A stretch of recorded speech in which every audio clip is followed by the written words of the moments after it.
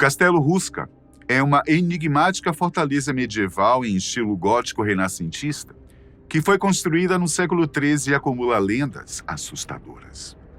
Construído no topo de um penhasco de difícil acesso na República Tcheca, a história do Castelo Hruška é bastante intrigante. Localizada em uma área remota a 47 quilômetros da atual capital do país, a medieval cidade de Praga, o castelo foi erguido em meio a uma floresta densa, pouco interessante do ponto de vista militar, que também ficava distante das rotas comerciais daquele período. Edificado entre 1253 e 1278, durante o reinado de Ottokar II na Boêmia, o Castelo Hruška intriga muitos historiadores sobre a real função de sua estrutura, que inclusive inicialmente não contava com muralhas. Ou seja, não possuía fortificações externas como os castelos convencionais, embora fosse envolvido por uma floresta densa, repleta de pântanos e em meio às montanhas da região da antiga Boêmia. A localização remota e o fato do castelo não ter nenhuma fonte d'água em sua redondeza, apenas uma cisterna para coletar água da chuva, traz um ar ainda mais macabro à construção e à verdadeira função social do castelo. A Boêmia foi um reino instituído durante o Sacro Império Romano. Embora os primeiros registros de civilização da região datem de 2000 anos antes de Cristo, onde foram encontradas ferramentas que marcaram o início da Era do Bronze na região. Ottokar II é considerado o rei do ferro e do ouro e governou a Boêmia entre 1253 e 1278. O Castelo Hruška teria sido, portanto, encomendado por ele, com o objetivo de servir como centro administrativo da Boêmia, onde o governante poderia gerenciar o seu reino. No entanto, os mitos populares afirmam que o forte tinha o objetivo de selar um poço localizado em meio às pedras, que daria acesso às entidades demoníacas de mundos ocultos. Portanto, a história do castelo gira em torno de uma fenda no chão, que daria acesso à entrada desse poço sem fundo, que ficou conhecido como Portão do Inferno. O batismo do nome se deu por considerarem que a tal fenda, ou mesmo poço, fosse um portal para outros mundos, que daria acesso a um sistema de cavernas subterrâneas que levariam a outros reinos, possivelmente habitados no interior da Terra. Durante o reino da dinastia local Przemysl, a região da Boêmia se tornou um importante centro que fundamentaria os pilares de Praga e futura formação de um Estado independente que viria a ser a República Tcheca que conhecemos hoje. E apesar da ligação de dependência ao Sagrado Império Romano, a Boêmia conseguiu preservar a sua soberania existente, através dos governos de Ottokar II e posteriormente de Carlos IV, do Sacro Império Romano Germânico. Atualmente, a República Tcheca, ou simplesmente Tchequia, como o país tem se empenhado em ser chamado, é dividida em 3 grandes regiões, sendo estas Boêmia, Movária e Silésia, além de uma subdivisão administrativa em 14 regiões, sendo que cada uma delas possui suas próprias singularidades. O país é pequeno em âmbito de extensão territorial, com uma área aproximada de 78.864 km², que a nível de comparação seria menor do que a área do estado de Santa Catarina no Brasil. Embora seja associado a um país do leste europeu, a capital medieval, Praga, está bem no centro da Europa. Por isso, os tchecos afirmam estar no coração do continente europeu. A Tchequia faz fronteira ao norte e oeste com a Alemanha, e mais ao nordeste com a Polônia. Ao leste encontramos a Eslováquia, país instituído com a dissolução da antiga Tchecoslováquia, e ao sul a Áustria. A população da República Tcheca é formada atualmente por 10 milhões de habitantes, sendo que em Praga vivem hoje cerca de 1,5 milhões de pessoas. A história de Praga, no entanto, começa com os boios, um povo celta que deu origem ao nome boêmio. Esses habitantes foram os primeiros povoadores da região onde Praga se localiza. Com o passar do tempo, chegariam os germânicos, os eslavos e os ávaros. Mas é apenas com um assentamento de comerciantes e artesãos ao redor do castelo dos Přemyslidas dinastia que unificou as tribos tchecas do território da Boêmia no século X, que o território começou de fato a ser entendido como uma cidade. Em 950, a capital se torna parte do Sacro Império Romano. Entre 973 e 76, inicia-se o Bispado de Praga. Posteriormente, em 1061, o próspero assentamento de Praga recebe o título de cidade e torna-se residência de duques importantes da Boêmia, considerados vassalos do Império Romano. Em 1085, Vratislav tornou-se o primeiro príncipe da Boêmia a receber o direito de usar o título de rei, como recompensa pelo seu apoio ao imperador Henrique IV durante a luta com o Papa Gregório VII. E em 1212, Otakar I recebe o Touro de Ouro da Sicília, um decreto que proclamava a Boêmia um reino e tornava os príncipes da Boêmia reis hereditários. O documento também oficializou a indivisibilidade do reino da Boêmia, regulamentando as relações do reino ao Sagrado Império Romano. A partir de então, a Boêmia tornou-se um dos estados mais importantes dentro do quadro do Império. O reinado do poderoso rei Otakar II se destacou pela política de expansão de poder, e em 1257 os conflitos entre os povos levaram Otakar II a fundar a segunda cidade, que ficou conhecida como Cidade Pequena ou Malá Strana, só para alemães. A tendência expansionista de seu governo continuou durante os reinados dos últimos reis de sua dinastia, que perdurou até 1306. Posteriormente, sob a governança de Carlos IV da Alemanha e I da Boêmia, Praga se tornou a capital do Império Sacro Romano. Durante seu reinado, o governo instituiu a terceira cidade, conhecida pela nação tcheca como Cidade Nova ou Novi Mesto, e a uniu às outras duas cidades, com a famosa ponte que carrega seu nome, além de várias mitologias. Agora que conhecemos mais sobre a região da atual Tchequia, vamos voltar ao misterioso Castelo Ruska. Quando visitamos ou observamos as fotografias do castelo, percebemos que ele se parece com outro castelo medieval comum. Mas se tivermos a oportunidade de realizar uma inspeção mais minuciosa, podemos notar algumas características bastante estranhas em sua estrutura. Em primeiro lugar, os historiadores dizem que muitas das janelas do castelo são realmente falsas, feitas de painéis de vidro atrás dos quais paredes resistentes estão escondidas. Outros dizem que o castelo, na sua fase inicial, não tinha cozinha e, estranhamente, o local também não tinha ocupantes no momento de sua conclusão, o que gera dúvidas se ele de fato serviria para ser um centro administrativo do tal rei Otakar II. Por isso, há quem afirme que ele foi erguido para fechar o portão do inferno, onde malignas criaturas habitavam no subsolo da antiga Boêmia. Há uma lenda de que o buraco era tão profundo que ninguém conseguia ver o fundo dele. E, de acordo com as mitologias, criaturas malignas, metade animais e metade humanas, costumavam rastejar para fora do buraco à noite, sendo que aquelas que portavam asas costumavam atacar os habitantes locais e arrastá-los para dentro do buraco. Assim, muitas vítimas simplesmente desapareceriam para nunca mais voltar. Acredita-se que o castelo foi construído apenas para conter o mal. E, portanto, sua localização incomum foi estabelecida ao norte de Praga, em meio às montanhas da Boêmia. Muitos especularam que a capela do castelo foi construída diretamente sobre o misterioso poço sem fundo, para selar o mal e impedir que as criaturas demoníacas entrassem em nosso mundo.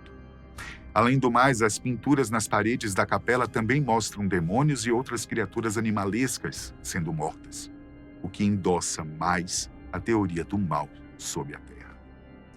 Dizem que o castelo, ao longo das décadas, ficou sob domínio de diferentes famílias de aristocratas. Daí surgem mais lendas sobre o local. A história que se sobressai nas redes é a do condenado. Quando a construção do castelo começou, disse que todos os prisioneiros da aldeia que haviam sido condenados à forca recebiam perdão se concordassem em ser baixados por uma corda até as profundezas do tal poço sem fundo, para depois contarem o que viram. Dessa forma, As autoridades jogaram primeiro o homem na vala e depois de alguns segundos ele havia desaparecido completamente na escuridão. Em nenhum momento o homem gritou enquanto descia até o fundo do poço. Porém, em um rompante, o homem começou a gritar de horror e implorou para ser puxado de volta. Aqueles que ali estavam imediatamente começaram a puxá-lo para fora. Então, quando o prisioneiro, que era um jovem, foi puxado de volta à superfície, parecia que havia envelhecido décadas nos poucos segundos em que estava na cova. Aparentemente, seu cabelo ficou branco e ele ficou extremamente enrugado. O prisioneiro manteve o desespero e ainda continuou gritando quando chegou até a superfície do poço. Perturbado com o que experimentou na escuridão, o prisioneiro foi enviado para um asilo de loucos onde morreu 2 dias depois, por causas desconhecidas. Recentemente, o Castelo Ruska foi apresentado em alguns programas de TV e tem ganhado espaço nas mitologias sobre os castelos assombrados da Europa. No programa Ghost Hunters International, o público pôde conhecer o interior do castelo, que conta com a tal capela gótica, que os turistas e guias afirmam estar em cima do portão do inferno, além de uma câmara verde com murais góticos tardios e sala de estar do cavaleiro. De 1584 a 1590, o castelo também foi submetido a modificações renascentistas, não havendo, no entanto, mudanças na sua fortaleza.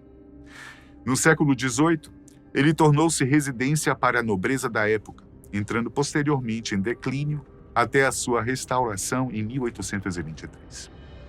Segundo as fontes históricas, em 1897, o Castelo Ruska foi comprado pela princesa Hohenlohe e, em 1924, pelo presidente de Škoda, Joseph Simonek. Em fontes escritas, o castelo é mencionado apenas no ano de 1316, como propriedade por um nobre tcheco da família Ronov, fundador da família Berk de Dubé e um dos mais importantes senhores tchecos na corte de João de Luxemburgo. Em 1432, o castelo foi comprado por Jan Smirikzy, Zmirik, e quando ele foi executado em 1453 por traição ao rei, o castelo foi deixado aos sobreviventes. Em 1502, Václav Zan de Harazova comprou a propriedade. Seu descendente, Tobias Harazova, foi reconstruindo o palácio renascentista de modo a proporcionar conforto à nobreza. Hoje, apesar de existirem muitas histórias e lendas sobre o castelo, ele se tornou um importante símbolo cultural de Boêmia. No verão, o Castelo Ruska realiza regularmente eventos culturais como feiras e festas, onde há pessoas que fazem duelos de esgrima, dança, artesanato e outras manifestações artísticas e populares na Europa. A temporada de visitação acontece entre os meses de abril e outubro, sendo que de maio a setembro o castelo pode ser visitado de terça a domingo, enquanto em abril e outubro só pode ser visitado nos finais de semana. Todos os anos, há uma noite em que se realiza um concerto beneficente com uma série de eventos que o acompanham. Mas a pergunta que fica: será que algum turista já viu ou ouviu algum sinal de assombração? Aberto ao público desde 1999, a arquitetura do local impressiona os visitantes por suas pinturas a fresco na capela. Uma dessas pinturas retrata uma criatura com a parte superior do corpo de uma mulher e a parte inferior do corpo de um cavalo. Ao longo dos anos, os locais e os turistas alegaram ter avistado criaturas bizarras na periferia do castelo. As testemunhas afirmam ser possível ouvir gemidos e rugidos arrepiarem os pelos do corpo, provocando uma sensação aterrorizante naqueles que testemunham o evento assombroso. Nos arredores do castelo há relatos também da aparição de um cavalo negro decapitado, próximo ao portão principal do castelo. Já no final do século XIX, há relatos de que o palácio foi visitado por um escritor proeminente da época, e este relatou ter presenciado criaturas negras voando ao redor do pátio interior, associando-as a demônios e espíritos do mal. Outro que entrou para as lendas locais foi o aparecimento de uma linda mulher vestida de branco, caminhando pelas janelas do último andar do Castelo Ruska, que vive a observar aqueles que ali aparecem. Ninguém sabe a sua origem, nem a sua identidade. Mas a mulher de branco é considerada um dos fantasmas mais normais de todos que assombram o castelo. Há quem diga que o espírito de um monge impetuoso que utiliza umas simples vestes castanhas também ataca suas vítimas com um machado, caso algum aventureiro se atreva a dormir no castelo. Essa história se conecta com outro mito que diz respeito a um mago que viveu em meio às paredes do forte medieval em meados de 1630, durante o século XVII. Chamado de Oronto, o homem buscava produzir um elixir da vida eterna e, para alcançar a tão sonhada poção, não hesitava em usar de magia negra. Os rituais do mago, no entanto, assustaram os moradores da região, que decidiram assassinar Oronto. Ele teria morrido dentro da fortaleza, onde possivelmente acabou tendo o seu desejo de viver para sempre realizado, mas agora na forma de um fantasma. Outras fontes ainda contam que, em uma das salas do castelo, há um majestoso trono ao lado de um tridente e chifres expostos nas paredes, o que traz mais uma camada obscura para a rosca. Outra informação super relevante é que, durante a Segunda Guerra Mundial, a extinta Tchecoslováquia foi tomada pelo exército alemão. E, segundo alguns registros históricos, alguns generais nazistas interessados em ocultismo também trouxeram alguns livros sobre o assunto. E possivelmente fizeram experiências deste porte nas profundezas do castelo.